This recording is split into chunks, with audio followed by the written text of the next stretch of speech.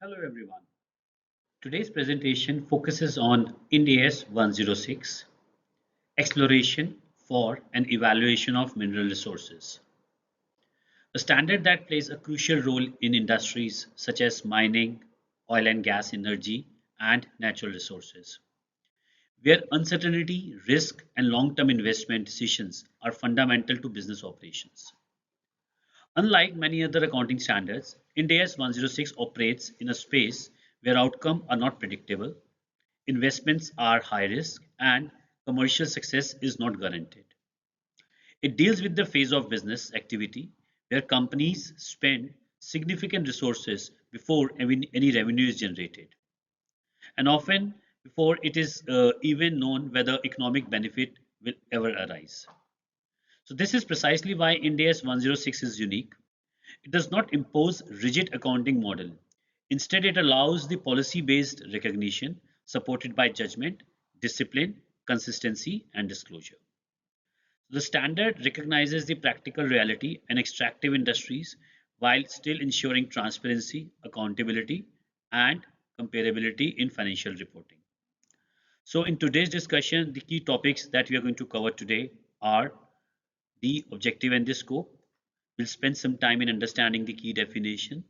We'll understand the recognition principle, type of the exploration and evaluation expenses, what is the measurement of exploration and evaluation expenditure, impairment of E&E assets, reclassification once feasibility has been done, definitely, and then move forward with the presentation and disclosures, followed by a quick snapshot on the comparison with IFRS 6. So we'll start the discussion and move to the first slide on objective and scope. Okay, now in this slide, we'll talk about the objective and the scope of Ind AS 106. See, objective is very clear that how we have to present our expenses that we are incurring on the exploration and the valuation. And as mentioned in the opening slide is that this Ind AS 106 is a bit relaxed because unlike the other Ind AS which has the specific provisions whereby we have to abide by the relevant sections of that particular Ind AS, this is largely guided by the policy. So this is the policy, the decision whether to capitalize the expenditure on the exploration and the valuation or whether we have to expense that off. So the logic of and the objective of this Ind AS 106 is to ensure that limited improvement to the existing accounting practices. Entities that have recognized exploration and evaluation of the assets to assess such assets, then it has to be passed to the normal impairment testing, which is as per the Ind AS 36. And then we have to ensure that whatever disclosures that are required to be done to make sure that the expenses that are incurred on the exploration and the evaluation should be properly disclosed. When we look at the scope of this Ind AS 106, it largely applies to largely two expenses, which is exploration of the mineral resources, and second, the evaluation of the technical feasibility, commercial viability of extracting the mineral resources. So, which means that these two are the largely attributable expenses which would be classified and would be treated as per the Ind AS 106.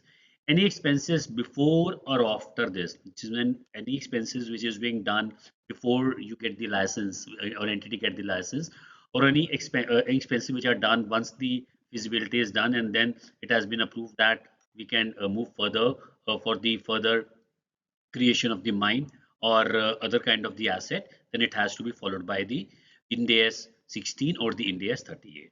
So what does it says then? Excludes the expenditure incurred before the exploration, expenditure incurred after the technical feasibility and the commercial viability are demonstrable, and the development of production activities are largely being managed through Ind AS 16 or Ind AS 38. So we have illustrated with some set of the expenditures here. So geological survey before license is outside the scope of 106 because license has not been obtained. Drilling after the license obtained is Ind AS 106, and the construction of the mine after feasibility would be managed by Ind AS 16. So we'll move to the next slide. Okay, now in this slide, we'll talk about some of the key definitions for basis which we could understand this Ind AS 106 in more detail. So the exploration and the evaluation assets are largely the cost incurred after acquiring the legal rights and before the feasibility.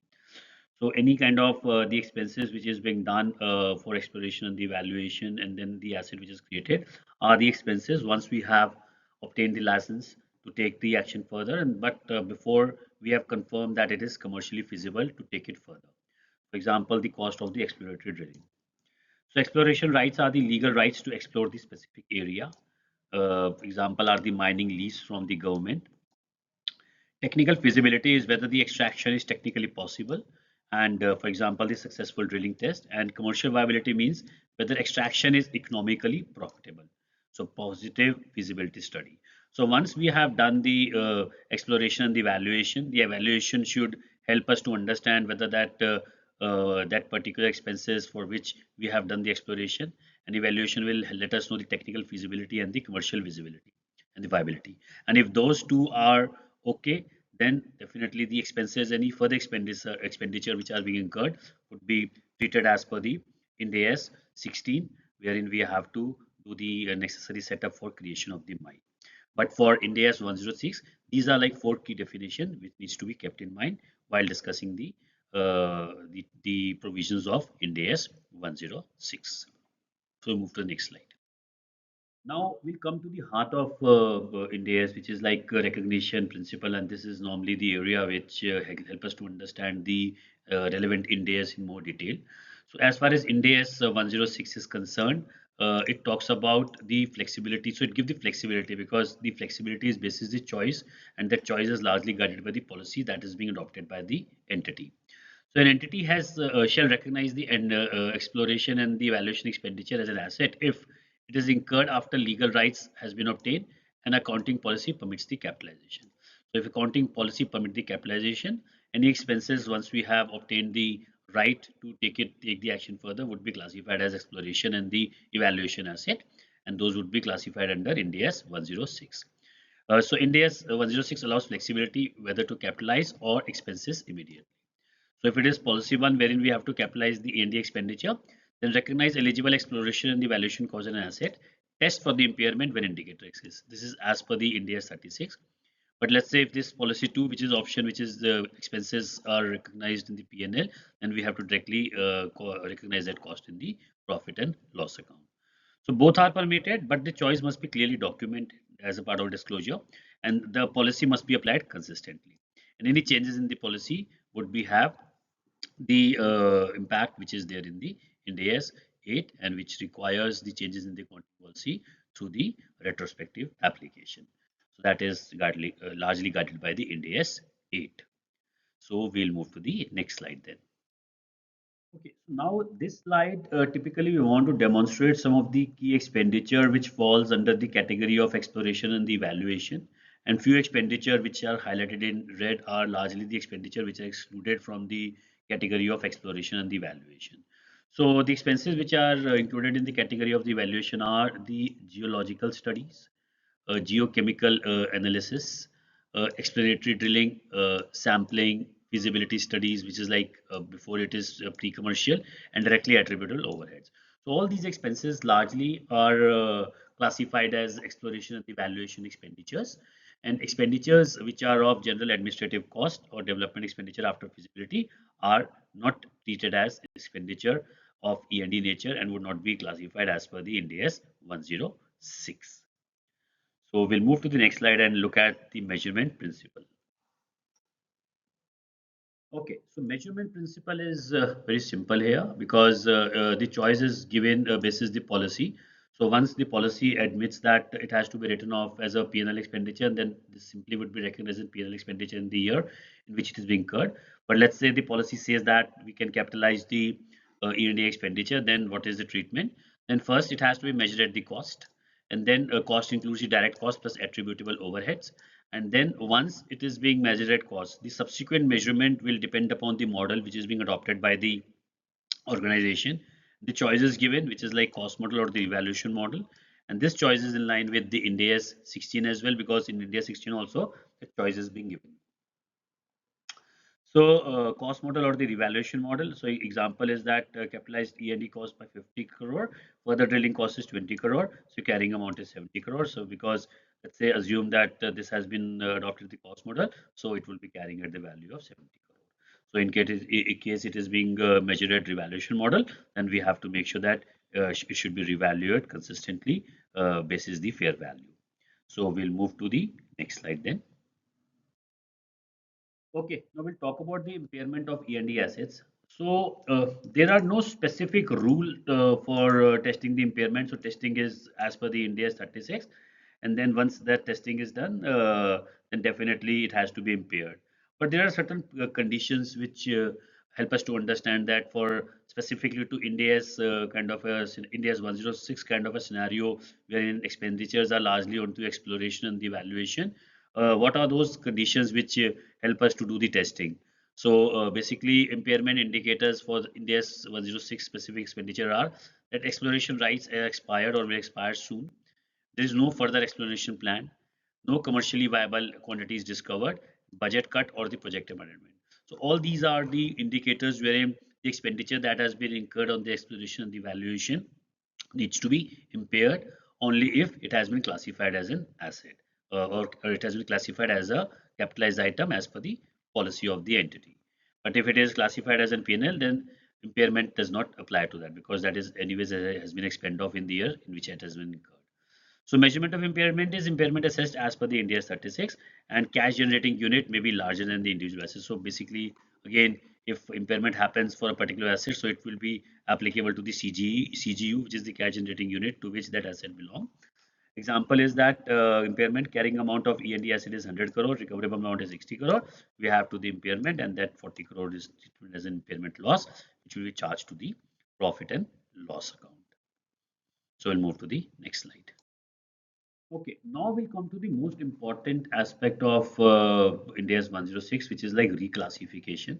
So typically this applies to a situation wherein we have classified an asset and the asset has been capitalized. This is the India's 106.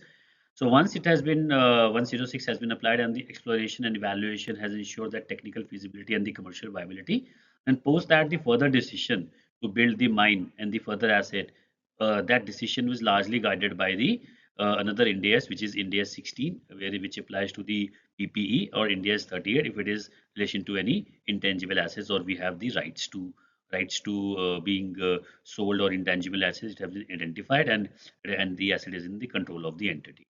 So E&D assets are reclassified. So basically, once once the technical feasibility and the commercial viability is demonstrated, then E&D asset would be reclassified, and Ind AS 16 and Ind AS 38 would apply. Ind AS 106 no longer applies thereafter. For example, E&D assets carrying amount is 80 crore. Feasibility confirmed on 1st January 26, reclassified to mine development asset under Ind AS 16.